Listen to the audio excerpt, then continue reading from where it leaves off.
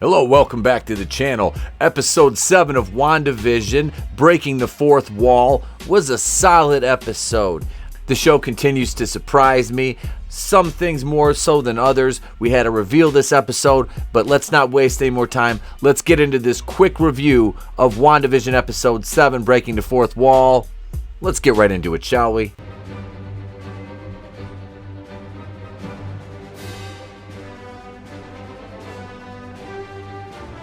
Alright, gang, do we have our WandaVision caps on? Are we ready to go through this episode in a more abridged fashion than I've done in the past? I'm going to try to keep this thing very, very short, sweet, to the point, so you get what I mean. I get my point across to you, and we all go home happy. Isn't that how these things are supposed to work?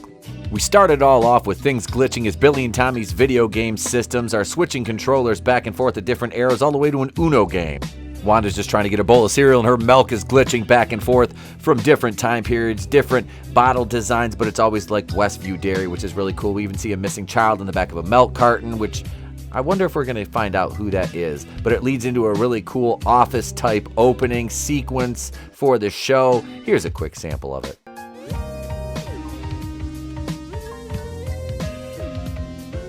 Flash over to Hayward, where he's spearheading the operation by SWORD from their new forward operating base. Vision wakes up in the midst of all the SWORD agents as clowns and circus folk, and he tries to connect with Darcy regarding the events of the previous evening as she was drawn into the hex amidst Wanda's unplanned border expansion project. Vision ends up breaking Wanda's hold on Darcy by touching her temples, much in the same way he did with Norm from his office. Can I help you, Creeper? Billy asks Wanda what Uncle P meant the night before when he said that thing about killing Dad again. Last night, Uncle P said that thing about re-killing Dad. And she says, don't listen to anything that man says. He is not your uncle. As Wanda's trying to explain why things are going awry inside the hex, and when she can't, Agnes shows up.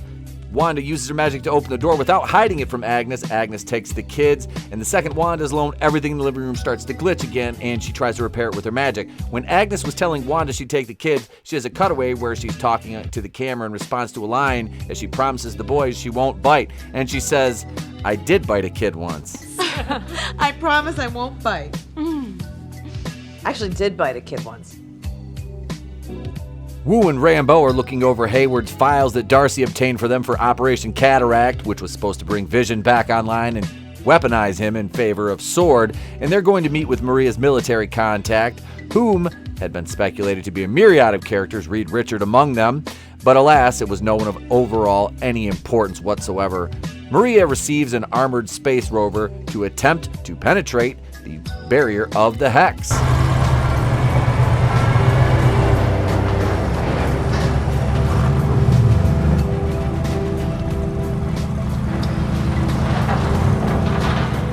After Vision does his little temple trick to Darcy, he convinces her to flee with him. Well, it doesn't take much convincing because she's not under Wanda's spell anymore, but they just have to get by one pesky SWORD agent turned strong man.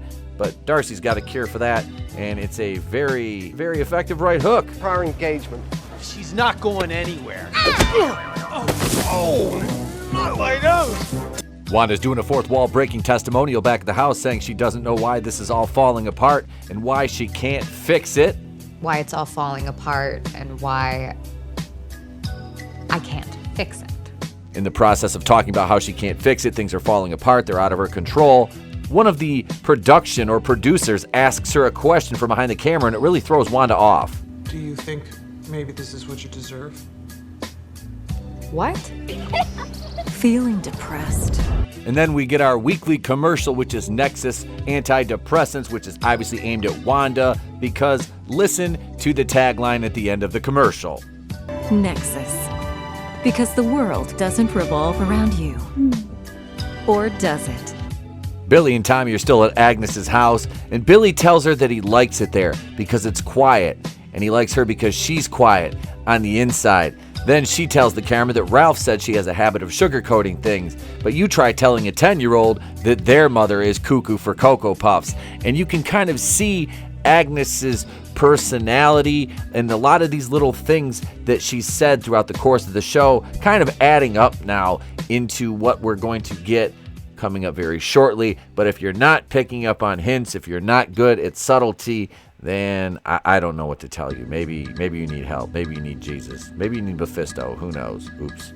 Monica takes the rover to try to breach the barrier of the hex, and as she's trying to power through it with this rover, the truck gets pulled upwards. The structural integrity of it is failing, and you can see it being rewritten by the hex, and the rover is spit out half transformed. It was a really cool sequence and a lot of good CGI. Watch out! And Monica goes and runs through the barrier. That's right. At first you're thinking, okay, this is not going to work. There's no way she's going to be able to do this. But we've been seeing her power set kind of develop in the different x-rays and things that she's had done. So while she's running through, we have all these voiceovers. It's her mother, it's Carol Danvers, it's Nick Fury, and we get her busting through. Her eyes are glowing blue. She kind of sees things in like frequencies in terms of her vision before her eyes clear back up on the other side. Back in the funnel cake truck, Darcy tells Vision that Wanda killed him, but he got brought back to life and then killed again by the bad guy. Vision is talking to the camera, interview style, finally figures out that they're being stalled by outside forces. So Monica arrives at Wanda's, bursts in, and she is none too impressed to see her as she uses her magic to kind of throw her out in the middle of the yard. But we get Monica resisting her a little bit, and we get a shot of Dottie, which is odd because we haven't seen her in a few episodes. But when Wanda goes to drop Monica, Monica sticks this sexy superhero landing, and Wanda kind of looks surprised by this.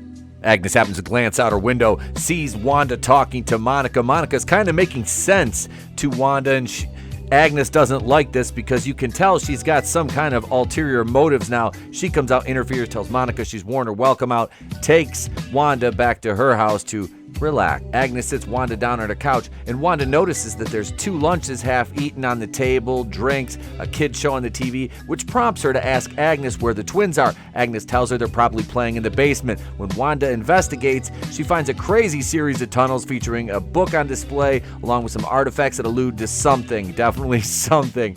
Agnes introduces herself as Agatha Harkness finally, which leads to the Agatha All Along musical introduction.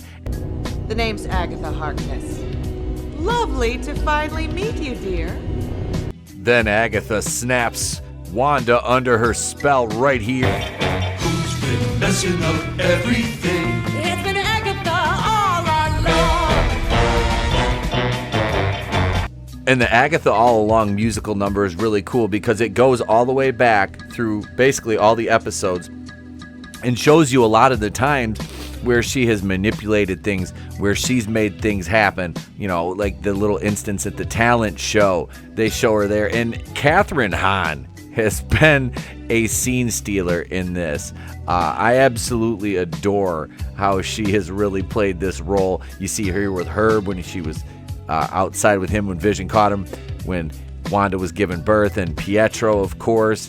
You see that shot of the magic behind his back, her in the car when Vision approached her when he thought she was stranded, the moment where she was behind the camera and said, well, don't you think this is what you deserve? And of course, who could forget the moment that she admits to killing Sparky the dog as well? How low can you go? And I killed Sparky, too. But hang on, there's a post-credit scene. Monica finds Agatha's house, looks in the cellar, sees the purple magic surrounding things on the way down, and then we have this little doozy.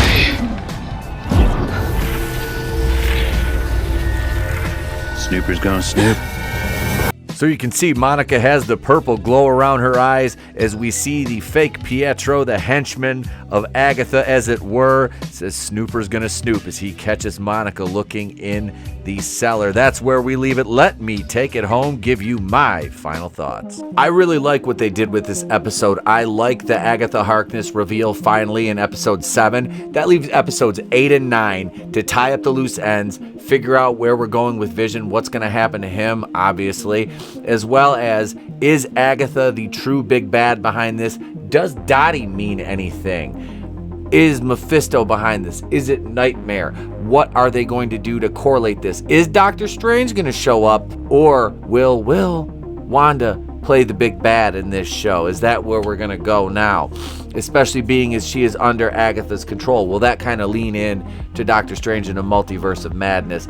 I don't know. I really like the prospects, though, and it's funny because this show has given me a revitalized enthusiasm for a small portion of the MCU and what they have to offer going forward. Now, this leads into Falcon and the Winter Soldier, which we'll talk about. I'll be reviewing every episode of that as well. And this leads into Loki and then Shang-Chi. So we got a lot of stuff to look forward to. Not even mentioning some of the rumors that are going around right now about Fantastic Four. But we'll talk about that tomorrow night on the live stream. I'm Tepo Queen of The Place to Be Reviews. Do all the YouTube things because I've been here with all of yous. Leave your thoughts in the comments below. And remember, if I don't see you, have a great day, a pleasant tomorrow, and I'll catch you on the next one.